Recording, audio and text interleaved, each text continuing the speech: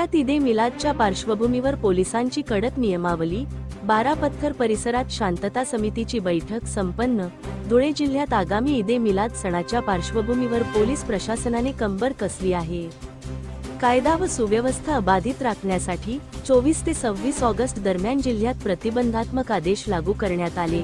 याच अनुषंगाने धुळ्यातील बारापत्थर मुल्लावाडा चौक परिसरात शहर पोलिसांच्या वतीने शांतता समितीची बैठक पार पडली, ज्यामध्ये शव्वाल अन्सारी, गोविंद साखला, जब्बार बागवान, अब्रार बागवान व हिंदू आणि मुस्लिम बांधवांनी मोठ्या संख्येने हजेरी लावली होती.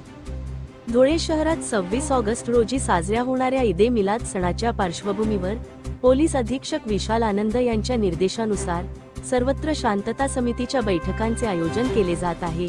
याचाच एक भाग म्हणून धुळे शहर पोलीस ठाण्याच्या हद्दीतील बारापत्थर मुल्लावाडा चौक परिसरात प्रशासनातर्फे एक महत्त्वाची बैठक पार पडली.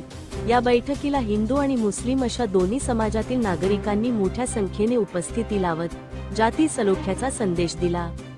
आगामी सण शांततेत आणि उत्साहात पार पडावा यासाठी प्रशासनाकडून नागरिकांना कायद्याचे पालन करण्याचे व पोलिसांना सहकार्य करण्याचे आवाहन यावेळी करण्यात आले.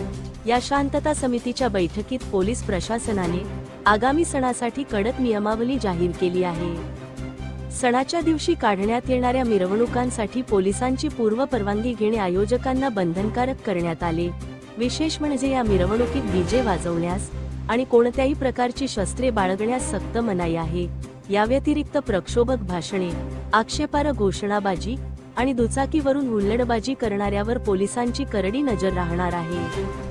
शहरात ड्रोन आणि सीसीटीव्ही कॅमेऱ्यांच्या माध्यमातून प्रत्येक हालचालीवर लक्ष ठेवले जाणार असून सोशल मीडियावर अफवा किंवा आक्षेपार्ह पोस्ट पसरवणाऱ्यांवर कठोर कायदेशीर कारवाई केली जाईल, असा स्पष्ट इशारा पोलिसांनी दिला आहे. धुळे क्राईम न्यूजसाठी अब्दुल रहमान मलिक, धुळे.